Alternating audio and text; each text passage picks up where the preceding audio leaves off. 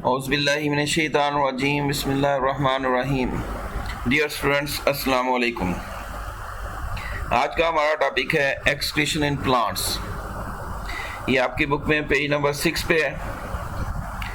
तो प्लांट्स भी other living things की तरह वेस्ट सब्सटेंसेस को एक्सक्रीट भी करते हैं और स्टोर भी करते हैं। तो जितनी भी लाइफ है तो इनके लिए एक्सक्रीशन भी एक लाजमी चीज़ है, करैक्टर है, जिसके बगैर उनका सर्वाइवल मुमकिन नहीं है। इसलिए ऑल लिविंग थिंग जो है वो मस्ट अंडरगो एक्सक्रीशन। तो एसेंशियल प्रॉपर्टी है लाइफ के लिए, इसलिए प्लांट्स भी इन्वॉल्व हैं एक्सक्रीशन में। तो प्लांट्स में एक ही वक्त में दो तरह के प्रोसेसेस चल रहे होते हैं। एक फोटोसिंथेसिस, डे टाइम की बात कर रहा हूँ, फोटोसिंथेसिस, और दूसरा रेस्पिरेशन। तो हर वो चीज़ जो एक्सेस में होगी या प्लांट के लिए डैमेजिंग होगी, जो इन प्रोसेसेस मेटाबॉलिक एक्टिविटीज़ के दौरान में प्रोड्यूस होती हैं, इनको वेस्ट कंसिडर किया जाता है। तो अगर हम फोटोसिंथेसिस देखें तो उनमें जो प्रोडक्ट्स बनते हैं वो ऑक्सीजन और वाटर होता है, ग्लूकोज होता है। तो इसमें अगर ऑक्सीजन एक्सेस में है तो ये वेस्ट होगी, वाटर एक्सेस में है तो वेस्ट होगा। ग्लूकोज को वेस्ट नहीं कहेंगे क्योंकि ये अदर प्रोडक्ट्स बनाने में या ऐसा एनर्जी प्रोड्यूस करने में काम आता है। जबकि रेस्पिरेशन के प्रोडक्ट्स देखें तो इसमें कार्बन डाइऑक्साइड और वाटर है। तो कार्बन डाइऑक्साइड अगर फोटोसिंथेसिस नहीं हो रही, रात का टाइम है या डे टाइम में भी अगर एक्सेस में है तो ये वेस्ट कंसिडर किया जाएगी। इसी तरह से पानी भी अगर एक्सेस में है तो वेस्ट कंसिडर किया जाएगा। तो दो प्रोसेस प्लांट्स में साइड बाय साइड चल रहे हैं डे टाइम में। तो प्लांट्स में ऑक्सीजन को भी वेस्ट के तौर पर देखा जा सकता है फोटोसिंथेसिस के नतीजे में, जबकि कार्बन डाइऑक्साइड को वेस्ट प्रोडक्ट कंसिडर किया जाता है रेस्पिरेशन के लिए, और पानी इसका मतलब दोनों में वेस्ट के तौर पर देखा जा सकता है। तो पानी जो है ये तीन प्रोडक्ट हो गए। तो पहला पानी, तो ये सीधा सीधा ट्रांसपिरेशन से हवा में ये प्लांट निकाल देते हैं, लेकिन उससे पहले जो ज़रूरत का पानी है उसको होल्ड करते हैं। तो अपने सेल्स को टर्जी रखने के लिए भी पानी को स्टोर करते हैं।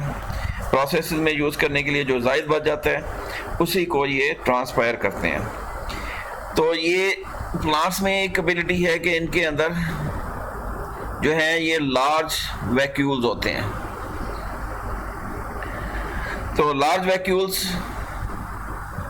यहाँ पे एक पेज मिसिंग है, लेकिन आपकी बुक के रेफरेंस से मैं बात कर रहा हूँ, तो आपने अपनी बुक को सामने रखना है। तो सेकंड पैरा आपकी बुक का, excretion in plants, second para.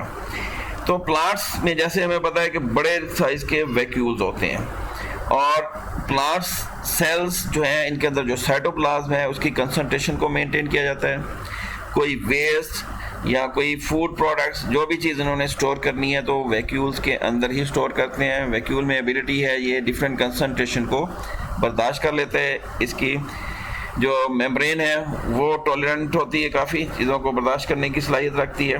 तो लार्ज वैक्यूल्स यूज़ करते हैं प्लांट्स, या तो स्टोरेज के लिए ऐसे प्रोडक्ट्स जो इनको फ्यूचर में इस्तेमाल करने हैं, बाद में इस्तेमाल करने हैं, या फिर वेस्ट सब्सटेंसेस जो सेल को डैमेज कर सकते हैं उनको भी इनमें लार्ज वैक्यूल में स्टोर किया जाता है, या तो टेम्परेरी तौर पर या फिर बाद दफ़ा परमानेंट तौर पर भी स्टोर कर लिया जाता है इनको।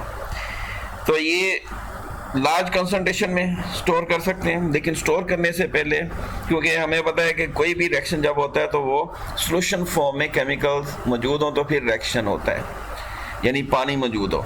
लेकिन अगर उन्हीं सब्सटेंसेस में से पानी निकाल लिया जाए तो वो रिएक्शन नहीं करते। तो यहाँ पे भी पौधे यही असूल इस्तेमाल करते हैं। जब इन वेस्ट सब्सटेंसेस या स्टोरेज प्रोडक्ट्स को स्टोर किया जाता है, मेटाबॉलिक सब्सटेंसेस को जो फ्यूचर में यूज़ होने हैं, तो इनमें से पानी निकाल लिया जाता है। जैसे ही पानी निकाल लेंगे तो वो किस शक्ल में आ जाएंगे, क्रिस्टल शक्ल में। तो इस तरह से प्लांट्स में जो ट्रेंड होता है वो चीज़ों को, सब्सटेंसेस को, एलिमेंट्स को, या जो भी सब्सटेंसेस उन्होंने स्टोर करने हैं उनको क्रिस्टल फॉर्म में स्टोर करते हैं, मतलब उनमें से पानी निकाल लेते हैं। फिर ये वेस्ट किस पर मुश्तमिल हो सकते हैं? ये दोनों तरह के सब्सटेंस पर मुश्तमिल हो सकते हैं। ऑर्गेनिक इन नेचर भी हो सकते हैं, इनऑर्गेनिक इन नेचर भी हो सकते हैं।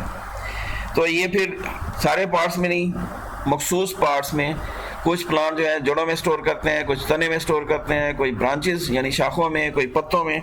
ये डिपेंड करता है प्लांट टू प्लांट कि वो कहाँ पे स्टोर कर रहे हैं। लेकिन ज़्यादातर प्लांट्स में जो कॉमनली जो ऑर्गन पाया जाता है जिसमें ये स्टोर करते हैं वो लीव्स हैं, पत्ते हैं। तो इनमें ये वेस्ट सब्सटेंसेस खास तौर पर स्टोर करते हैं, क्योंकि पत्ते जो है गिरते रहते हैं। दो तरह के प्लांट्स हैं, अगर तो वो एवरग्रीन है तो जो पुराने पत्ते हैं, बूढ़े पत्ते हैं, उनमें स्टोर करेंगे, क्योंकि इन्हें पता है पुराने पत्ते गिर जाते हैं, नए निकलते रहते हैं। फिर दूसरे जो हैं वो डिसिडुअस हैं, जिन्होंने खिज़ां में या पतझड़ में पत्ते गिराने होते हैं। तो ये प्लांट्स पत्तों में उन पत्तों के गिरने से पहले वेस्ट सब्सटेंसेस को डिपॉजिट कर देते हैं कि ये सेकेंडरी करेक्टर, पहला करेक्टर प्राइमरी ये पत्तों ने गिरना ही है, ताकि सीवियर कंडीशन है, मौसम चेंज हो गया है, वाटर लॉस हो रहा है, नीचे पानी नहीं है, तो उन्होंने पानी को बचाने के लिए, अपनी ज़िंदगी बचाने के लिए पत्ते गिरा देते हैं। ये उनका प्राइमरी टारगेट होता है। लेकिन सेकेंडरी फ़ायदा ये भी उठा लेते हैं कि वेस्ट भी उन्हीं पत्तों के ज़रिए से ये जान छुड़ा लेते हैं, एलिमिनेट कर देते हैं। तो प्रोमिनेंट जो ऑर्गन हो गया कि वेस्ट को कैसे निकालना है, तो ये मोस्ट केसेस में पत्ते हैं, लीव्स हैं, क्योंकि इन्होंने गिरना ही है। और दो तरह के प्लांट्स क्लियर हो गए। फिर कुछ पौधे जो है सीजनल होते हैं, मतलब यहाँ पे जो उन्होंने ब्लू बेल की एग्जांपल दिया, यहाँ चुकंदर है, या ऐसे प्लांट्स जिनके ट्यूबर्स हैं, जड़ों के अंदर स्टोरेज हो जाती है, तो या आलू है। तो जैसे